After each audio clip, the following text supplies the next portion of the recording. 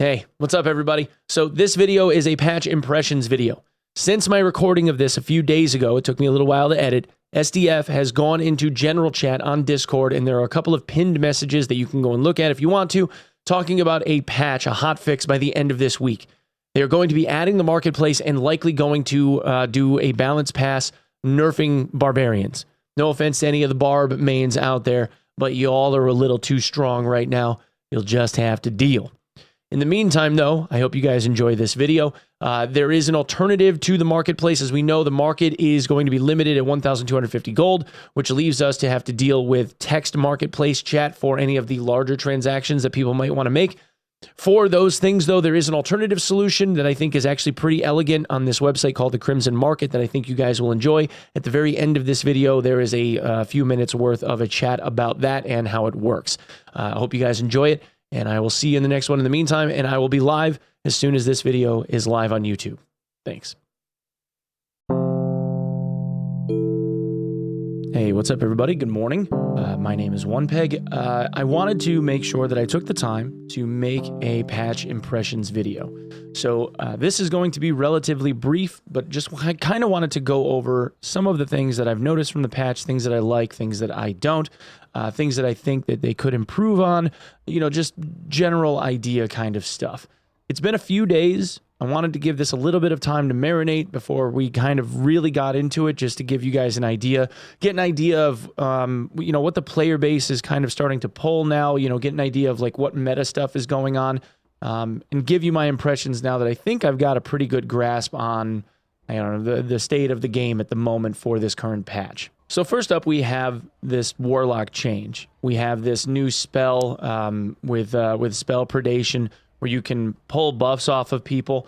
This actually seems like it works best when you're in a team situation where you can roll around with like a wizard or a cleric or especially a bard and kind of just yoink buffs off of your teammates while the bard plays a whole bunch of songs. That way you can give yourself a whole bunch of darkness shards, so that way you can augment your shadow abilities if you needed to. And because of this, it gives you a 100% potentially damage increase on your next shadow skill. It still works with dark reflection, so the dark reflection damage is augmented by the stacking buffs still. And obviously we have the blood pack, the demon form. Demon form giving you all of the stuff that it gives you is nice. It feels a little bit lackluster. In my opinion, it does not replace something like Phantomize, which is incredibly strong. Probably the strongest ability that Warlocks actually have. There's very few things that will actually damage someone when they are phantomized. You, of course, can use things like the Molotovs and the Lanterns, Holy Strikes, Fireball, Splash Damage. Those kinds of things will obviously hurt, and they hurt a great deal through Phantomize. But that small handful of things, when compared to all of the other projectile weapons and all the melee swings and everything else in the game that causes damage just being completely avoidable, there's select few area of effect deals that actually harm the Phantomize. So that, as a get out of jail, is likely the most powerful skill that a Warlock has. And I don't think right now that Blood Pact does enough. Yes, there are moments where Blood Pact can work, and the +1 all for the darkness shards and all that stuff as a chasing mechanic, as a rushdown mechanic, throwing shadow bolts at people, those kinds of things are very nice, but it feels like chip damage. Even against something like a rogue, it doesn't really work all that great. And even though they have that unusability that allows them to do the life leeching and whatnot for the 4 seconds, that doesn't end up really shining that well unless you're fighting a high hit point character. Sure, you can go and hit a mini boss or a boss for most, if not all, of your hit points on one single hit, but other players don't have massive health pools. So it ends up being just a small amount of healing that gets done in those cases and doesn't really ever shine.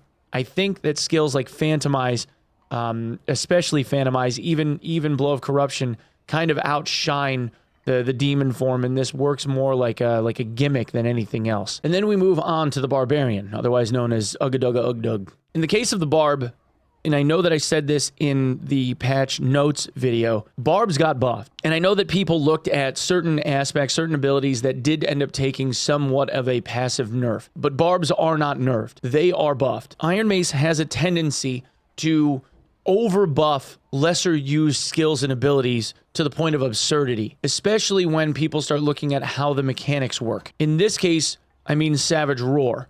Savage Roar got a buff. Instead of the physical damage bonus being, I think, what was 30%, it's now 50%. The problem with Savage Roar now is that if you are playing in a duo of barbarians or a trio with 2 barbarians and people get within 7.5 meters and both of them Savage Roar at the same time, the physical damage bonus is a flat additive 50%.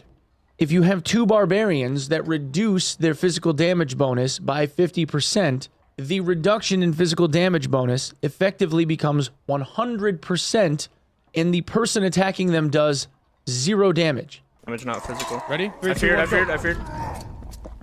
Yeah, the height fighter's hitting me for 0. Yeah, you've done 1 damage, by the way. Sorry that Barb's broken. I'm going to go out on a limb and assume that this is unintentional and will be fixed at some point in the near future, but this just goes to illustrate a problem that occurs when massive changes like this end up happening in the game. And I realize that there are people that are going to disagree with me when I say this, but Barbarian is still the most powerful class in the game, and has been for quite some time. And then obviously the, I guess, large elephant in the room is the Frost map. The Frost Cavern is really cool, and I don't mean that in a punny way. It's cool in temperature too, I guess. But there are some really interesting mechanics. Now that there's no actual BR circle, instead it's been replaced with the entire zone basically becomes the storm.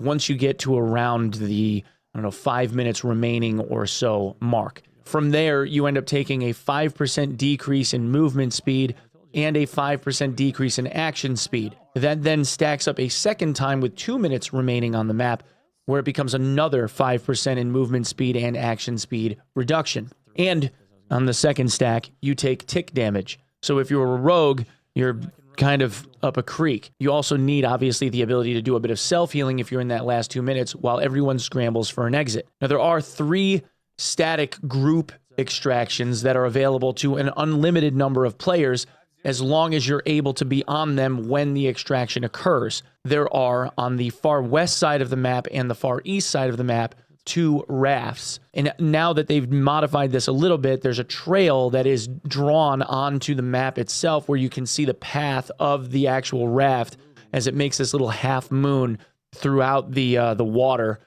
in these 2 modules. All you have to do is jump on it and you can get out, no problem. It will extract 10 people if you can fit all 10 on the single raft. The raft shows up periodically every 2 or 3 minutes. There's like 3, maybe 4, I think 3 separate rounds where the raft shows up. It kind of just appears, pops up out of the water, and then does its little path arc, whatever, and then leaves. You're out. There is also an elevator. In the far north of the map, in the center, there's an elevator, a group elevator that anyone can take. However, it is only a one-time use, and if you're not careful, you will also aggro a Wendigo. But the Wendigo it doesn't really have that big of an aggro radius, so it shouldn't really be that big of a deal. If you end up staying too long, you turn into a block of ice.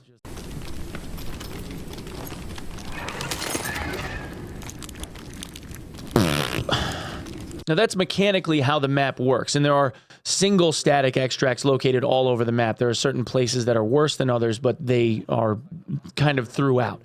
If you're playing in 3s, the objective would be to work your way toward one of these static extracts before the timer hits. And if you can get to the elevator, great. I would say that your focus should be more toward the rafts because there's a much greater likelihood of you extracting than if you try to work your way to the elevator and then end up screwed because somebody else beat you to the punch.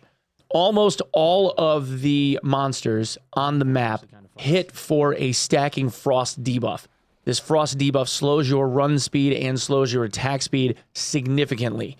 If you take 2 stacks, you're likely dead. If you take 3, you're pretty much done. Like, you're stuck. I would highly recommend learning the movesets of these new mobs. I'll just put out like an easy video actually on the movesets of these new mobs. Now, the mini-bosses on the map are pretty cool. There's a couple of frost giants that roam certain modules that are interesting to fight. One of them has a door as a shield that they bash people with and causes disorientation. There's a second one that's like a berserker giant type that swings a couple of hammers laterally and overhead. Obviously, they are blockable, but learning exactly where to put the shield and all that stuff is going to take a little bit of time. The loot pools on these guys are actually really interesting. They're really, really good. Killing the giants seems to generate 2 purples like almost every single time. And the Wendigo doesn't have the same weak spot as all of the other mobs. Normally, you aim for the head. In this case, the Wendigo's weak spot is this glowing spot on their belly that's a little bit harder to hit, and the rest of their body is extremely tanky and mitigates a lot of damage. So you want to aim for the little spot on their stomach. The rest of the mobs are pretty much lackluster. The skeletons, the ones that rise up out of the ground, and this is, I guess, where I'll start being a little bit critical. The mob density on the map is kind of insane. There's a lot of them. And the skeletons on the map, the frost skeletons especially, the newer looking ones that have like this washed out color scheme to them, like this light blue, or then they have like this more cobalt blue for the nightmare ones, and then these reddish colored ones in between. And there's also these reddish dark charcoal gray zombies that when they get low on health, they, instead of puking in gas, they make this cold aura around them that does a stacking frost debuff as well.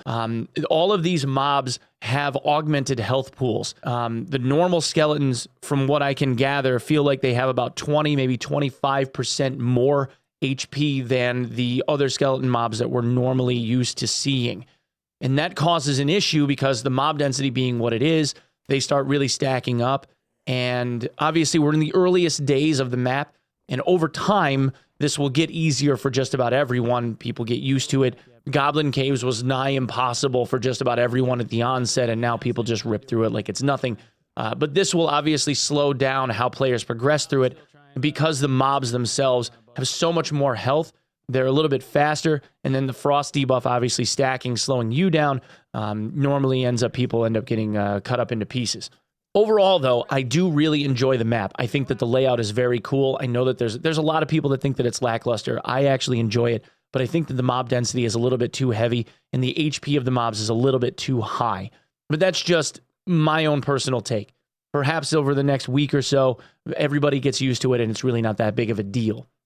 I know we also don't have the market yet, and even with the addition of the market itself is going to be limited to 1,250 gold, which doesn't allow for a whole lot of prompting to be able to get value out of items that are obviously worth more than that. So let's just say, for the sake of argument, that this crossbow is worth approximately 2,000 gold, something that you couldn't trade away in a single transaction. Something that would obviously need barter items in order to retain or for you to obtain the value that you want to get out of it. Well, we do have a sponsor for this video that I want to share with you guys that's been around the Diablo 4 community for a long time. Is sponsored by, or sponsors Woodajo, and someone that swears by it. It is not an RMT-related website.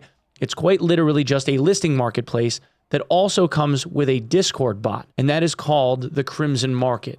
Now, the Crimson Market is branching out into Dark and Darker. If anyone's done a lot of trading in Diablo 4, they've probably used this website because it is pretty popular. It's very similar to how Poe Trade works.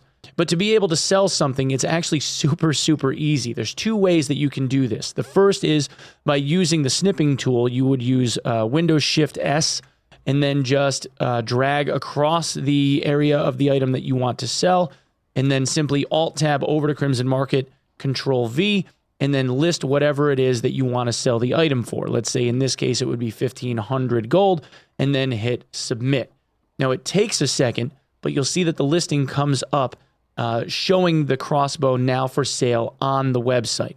Now, periodically, a Discord bot that you would then link to Discord, you just go to the Discord bot section, click higher under the Dark and Darker area, and then that would link you to the server that you're looking to add it on. In this case, obviously, I would add it to my own, and I already have. That Discord bot can be used to work this in reverse.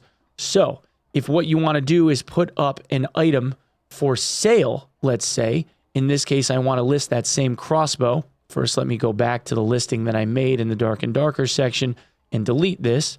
By the way, you can search up at the top. You can type in crossbow or troll pelt or whatever else, sword, and it will show like long swords, divine blades, anything that would be considered a sword. The listing service on this is actually pretty intuitive. It's kind of nice. On the Discord side, though, if I wanted to list that same item, so I'm just going to hit Control V, which will then paste the image here. And then I'm going to say crossbow, let's say BIS, B-I-S crossbow. And then in the message section, we'll say 1500 gold, OBO, and then hit post. Now this, the moment it gets post, the bot sees this and the bot will populate this and say, okay, I see you. And now if I go over to the website and look at the Dark and Darker section, the crossbow will be listed right here. Where now, instead of it showing the crossbow that I've listed and a buyout offer or whatever, where I could get a hold of someone, now there's a set of different prompts where now I can type in a message. Hi, I'd like to buy your crossbow. And I hit send. Now it will say sender has been notified. In this case, if I go over to Discord, it will show a message from Onepeg saying, hi, I'd like to buy your crossbow. Okay, it's 1500 gold. If we go back, there it is, the message. Okay, it's 1500 gold. This listing that I place here goes on to all other Discords that are also using this bot. So it's a way to network everyone that is looking to sell items across all Discords with its own built-in messaging system. And for those of you looking to get a little bit more out of your Crimson Market experience, they also offer a rewards club called the Crimson Club. In this case, there are 3 different loyalty levels, should you so choose to do them, for either 1 loyalty point, 3 loyalty points, or 7 loyalty points per month. These points are weighted against each other for monthly drawings in order to get some really cool free stuff. In this case, the first month that they're doing this, they are looking to do a giveaway of this top-tier gaming rig. And the specs here obviously are ridiculous. Now, I personally opted for and paid for Tier 3. I'm going to go to my profile page, connect club, and put in my little code, and boom. So if you want to take advantage of this for yourselves, I would highly recommend adding the Discord bot, obviously. Or if you don't want to be bothered and you'd like to come and utilize all of these little tools or whatever, you can come join my Discord, discord.gg/onepeg, and we'll all do it together. Crimson Market was kind enough to sponsor this video, and I want to say a very special thank you to them for that. Thank you guys so very much.